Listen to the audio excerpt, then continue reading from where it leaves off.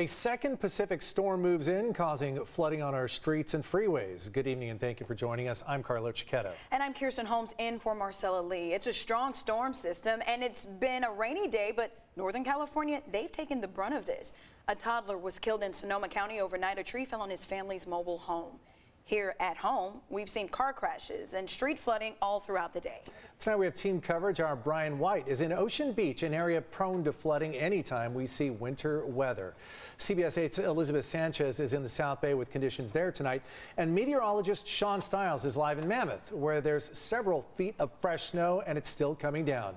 Let's check in first with Chief Meteorologist Carlene Chavis for a look at what's happening right now. Carlene? Right now, things are a lot quieter than they were earlier today. We had the bulk of that moisture rolling in the morning and afternoon hours, and especially around lunchtime. We had some crashes out there with more slick roads. Now, when you take a look at the radar, you are seeing a few isolated pockets of rain out there. We're seeing that for Santee as well as for Fallbrook and some lighter activity for Palomar Mountain. So for the most part, we are done with widespread coverage, but we're continuing to see a steady stream of moisture across Northern California. An additional 3 to 6 inches of rain expected. They're going to continue to get the brunt of it as that storm track just stays well towards the north. We're going to dry out a little bit more as we go into tonight through tomorrow and all the way into the weekend. So we could see a few more isolated showers out there and some pockets of rain until the next few hours. But once we get past about 8 p.m. tonight, that's when everything dries out. And then as we go into tomorrow, we are not talking about the rain, but the big surf right along the coastline. And that's where we have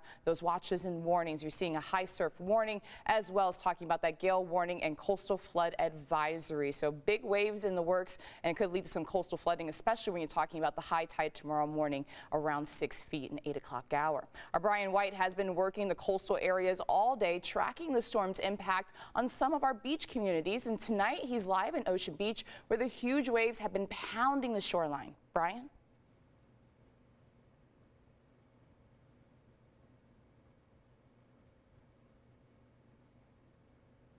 Very blustery, very blustery. Very good day to walk on it. Not such a good day to go swim in it or surf in it.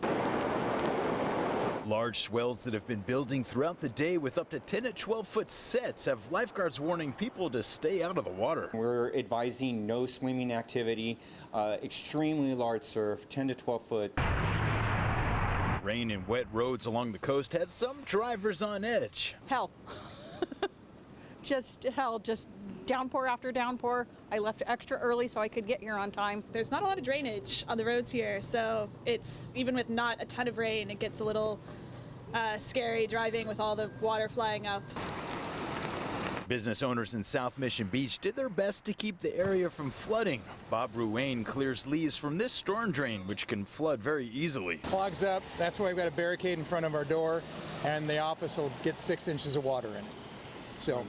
So we got to do our preventive maintenance. Julia and Amanda Mensch are sisters from Chicago vacationing here in Mission Beach. It's rainy. It's very cold. It's very rainy. This is not what I was expecting California to be like. Because of the rainy weather, they've had to adjust their plans for today. Stay inside. Yeah, we just got some takeout. We're going to eat some food, maybe watch a movie, and then we're about to go grocery shopping. Yeah. After that, we'll be inside for the rest of the day. Due to the windy conditions, city crews were busy picking up fallen tree limbs and palm fronds here around Mission Bay.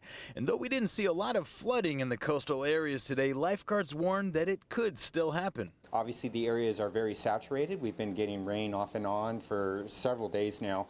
So it can potentially flood. If we have a heavy downpour, it may flood low-lying areas. So once again, use caution. Don't drive through ponding or areas where you think you might get into trouble if you're passing through some of those low-lying areas. And we're here at the Obi Pier where you can see the lock is on the gate here because the surf is so big and it's only going to get bigger into the overnight hours and into tomorrow morning. We apologize for our audio glitch on our intro here, but we're here in Ocean Beach, and Brian White for CBS 8. All right, thank you for that, Brian. And a reminder to be careful if you're out there driving in this weather. Slow down, just give yourself some extra time.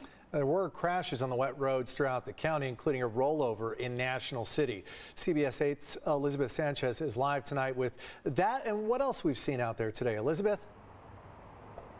Well, Carlo, this accident happened on the I-5 freeway near here, and you know, the storm has passed us by for now, but you can see that there's still a lot of water on the roadway here, and it doesn't take much for a car to lose traction on the roads.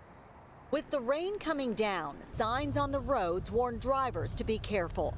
Wet roads can cause drivers to lose control. The California Highway Patrol says weather and speed are to blame for an accident involving two vehicles on the I-5 north at the Plaza exit. A small SUV flipped off the freeway. There's a culvert, and the car came off the roadway, probably rolled once or twice and landed upside down on the culvert. The male adult driver and his passenger in the SUV were able to get themselves out of the vehicle before the fire department arrived. It was probably a creative exit. There's 3 sides of the vehicle are blocked by the culvert, and they had to climb out the windows because the doors won't open. Fire officials and the CHP reported multiple accidents across the county. The driver of the Honda was able to walk away, but paramedics took the two in the silver SUV to the hospital.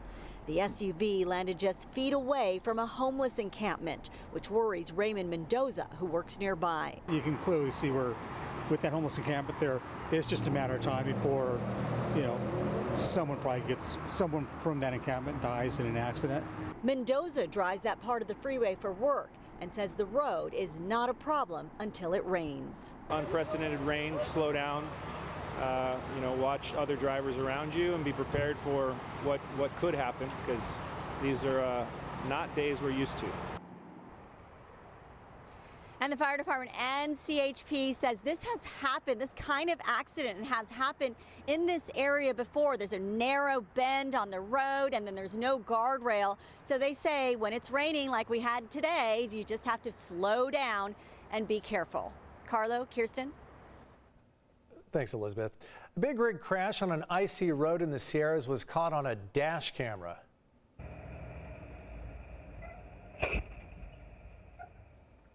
That happened this morning in Sierra County when one big rig tried to pass another near the Interstate 80 and Highway 20 junction in the Yuba Pass. The video was taken by Champion Transportation, Inc., but the crash did not involve one of their drivers. We're told there were no chains on the tires of the truck that crashed. Chain controls have been in effect on all Sierra highways all day long.